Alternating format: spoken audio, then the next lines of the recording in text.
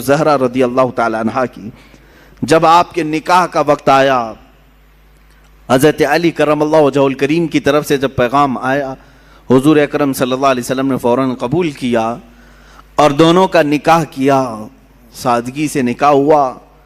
تھوڑا سا جہیز جو حضور پاک صلی اللہ علیہ وسلم نے، ان کے جہیز کا لفظ جو استعمال کیا جاتا ہے، بعض لوگ اس کے جواز کے لیے اپنے سارے ساز و سامان اکٹھا کرنے کے لیے اس جہیز کا لفظ استعمال کرتے۔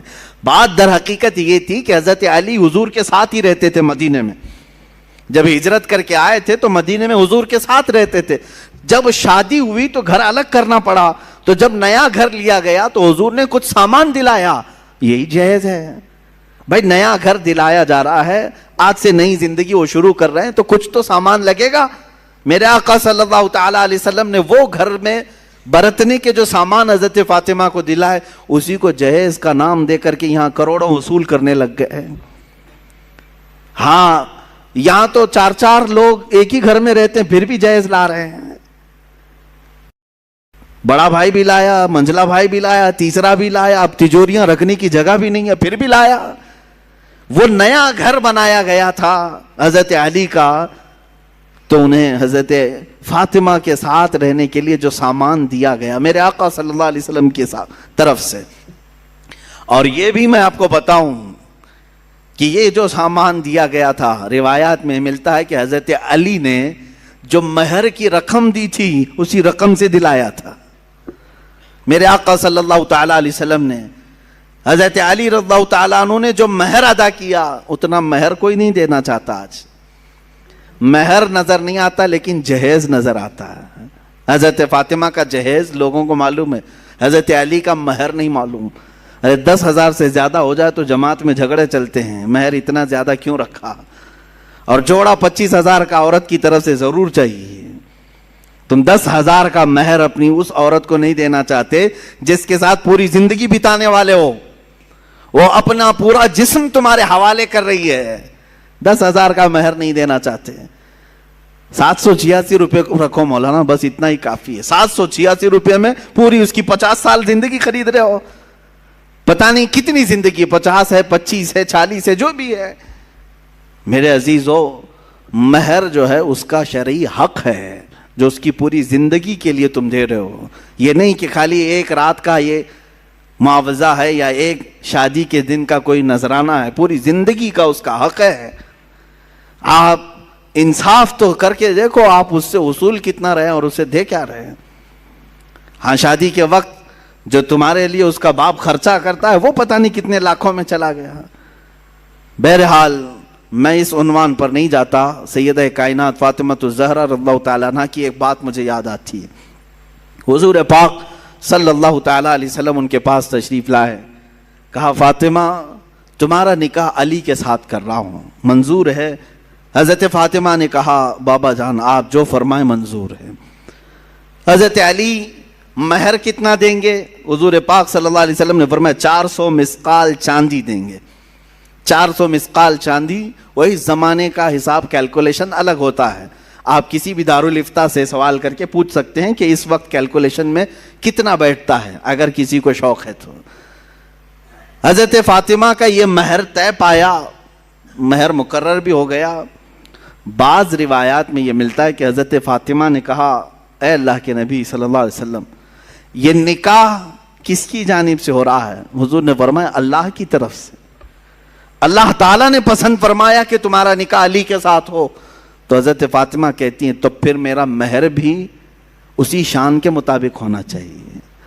400 مسقال چاندی، کہا میرا مہر بھی اس شان کے مطابق رکھیں جو اللہ تعالیٰ نکاح کر رہا ہے۔ حضور پاک صلی اللہ علیہ وسلم نے پوچھا فاطمہ تم کیا پسند کرتی ہو مہر میں، تم کیا لینا چاہتی ہو مہر میں؟ حضرت فاطمہ نے کیا کہا؟ اللہ اکبر، قربان جاؤ مسلمانوں، کہتی ہیں آقا اگر اللہ نکاح کر رہا ہے تو رب تعالیٰ سے یہ لکھوا لیں کہ آپ کی امت کی بخشش میرے مہر میں رکھی جائے۔ اللہ اکبر، آپ کی امت کی مغفرت اور بخشش میرے مہر میں رکھی جائے۔ خواہشیں ہوں تو ایسی ہوں، تمنائیں ہوں تو ایسی ہوں۔ رسول پاک صلی اللہ تعالیٰ علیہ وسلم کی بارگاہ میں اگر کوئی عزیز بننا چاہتا تو صرف ان کی امت کی بات کرتا، حضور خوش ہو جاتے تھے۔ میرے عزیزو، آج بھی یہی حال ہے کہ اگر تم امت کا خیال کرو گے تو میرے آقا خوش ہو جاتے ہیں۔ اگر تم حضور کی امت کے بارے میں بات کرو گے، حضور پاک بے انتہا تمہیں نوازنے لگتے ہیں۔ حضرت جبرائیل امین نے بھی یہ محسوس کیا۔ جانتے ہیں حضرت جبرائیل حضور صلی اللہ تعالیٰ علیہ وسلم سے قربت چاہتے تھے، تو حضور پاک صلی اللہ تعالیٰ علیہ وسلم سے انہوں نے کیا کہا جانتے ہیں؟ اے اللہ کے نبی صلی اللہ علیہ وسلم، میں چاہتا ہوں میں اپنی طرف سے آپ کی بارگاہ میں کوئی چیز پیش کروں جس سے آپ خوش ہو جائیں۔ اب حضور کس چیز سے خوش ہوتے ہیں؟ مکہ والوں کی تکلیفیں الگ ہیں، تبلیغ اسلام میں آنے والی تکلیفیں الگ ہیں، سب چیزیں ہیں، لیکن حضرت جبرائیل نے یہ سب نہیں کہا کہ ان دشمنوں کو میں اپنے پر سے ہلاک کر دوں گا یا تبلیغ اسلام میں چلنے والوں کے لیے راہ ہموار کر دوں گا، بلکہ جبرائیل امین نے یہ پیش کیا کہ آقا، قیامت کے دن جب آپ کی امت پل صراط سے گزر رہی ہوگی، میں اپنے پر بچھا دوں گا۔ پل سے اتارو راہ گزر کو خبر نہ ہو، جبریل پر بچھائیں پر کو خبر نہ ہو۔ عزیزان گرامی، حضور پاک صلی اللہ علیہ وسلم کی بارگاہ میں جیسے ہی انہوں نے التجا پیش کی، میرے آقا خوش ہو گئے۔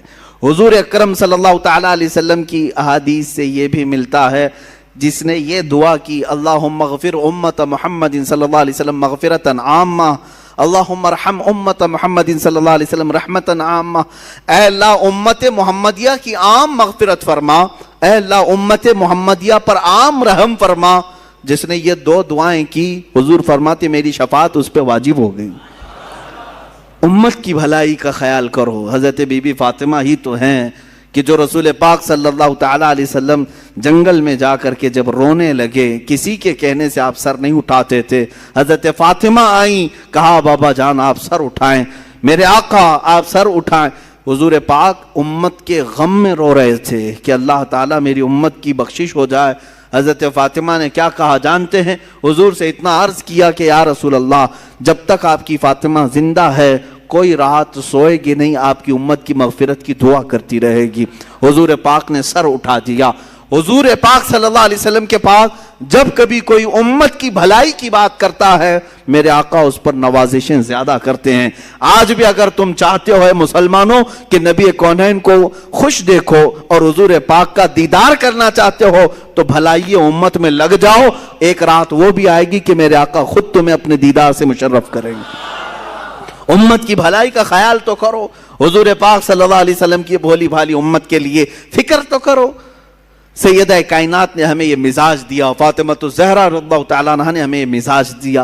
ساتھ ہی میں ہر اس بیٹی کو بھی کہتا ہوں جو اپنے باپ کا خیال کرے، اپنے باپ کا خیال نہیں کرتی ہے، وہ سوچے کہ حضرت فاطمہ رضی اللہ تعالیٰ عنہا حضور اکرم صلی اللہ تعالیٰ علیہ وسلم کا کس قدر خیال فرماتی تھی، ان کے تبلیغی مساعی میں کس طرح سے وہ شانہ بشانہ ٹھہرتی، کبھی اپنی جانب سے کوئی ایسی خواہشات نہیں کی۔ حضور پاک صلی اللہ تعالیٰ علیہ وسلم کی بارگاہ میں ایک مرتبہ آئی تھی، بس وہ غلام مانگنے کے لیے۔ جنگ بدر کے قیدی جو غلام بنائے گئے تھے وہ تقسیم کیے جا رہے تھے، وہ بھی مال غنیمت میں تھا۔ وہ حضرت علی رضی اللہ تعالیٰ عنہ کے کہنے سے آئی تھی۔ حضرت فاطمہ جنتی خواتین کی سردار ہونے کے باوجود گھر کے کام خود کرتی تھی، اتنا کہ ان کے ہاتھوں میں چھالے پڑے ہوئے تھے، چکی پیس کر، روٹیاں بنا کر اور گھر کے سارے کام کاج کرتے ہوئے ان کے ہاتھوں میں چھالے تھے۔ وہ کس کی بیٹی ہیں؟ رسول پاک صلی اللہ علیہ وسلم کی۔ آج تھوڑے سے کسی مالدار کی بیٹی کو کام لگا دو، جھاڑو لگانے کے لیے کہو، نخرے کرے گی، میرا یہ کام نہیں ہے۔ وہ رسول پاک صلی اللہ علیہ وسلم کی صاحبزادی ہیں، غربت کی وجہ سے نہیں۔ جس کو جنتی خواتین کا سردار کہا گیا ہو، وہ چاہے تو ان کے لیے سونے اور چاندی کے پہاڑ چلا کریں، لیکن باوجود اس کے فقر و فاقہ انہوں نے پسند کیا۔ حضور پاک صلی اللہ علیہ وسلم کی بارگاہ میں آئی تھیں، میرے آقا صلی اللہ علیہ وسلم نے یوں جواب میں ارشاد فرمایا، فاطمہ ایسا کیسے ہو سکتا ہے؟ بدر کے یتیموں کا حق باقی ہے، میں ان کا حق دیے بغیر تجھے کیسے غلام دے دوں؟ جاؤ، جب تھکن زیادہ ہو جائے کام کاج سے، 33 بار سبحان اللہ پڑھو، 33 بار الحمدللہ پڑھو، 34 بار اللہ اکبر پڑھو، اللہ تعالیٰ تمہاری ساری تھکن دور فرمائے گا. اسی کو آج ہم تسبیح فاطمہ بھی کہتے ہیں. ہم نمازوں میں پڑھتے ہیں, نمازوں کے بعد پڑھتے ہیں. یہ تسبیح فاطمہ حضور کی طرف سے عطا کی ہوئی تسبیح ہے. میرے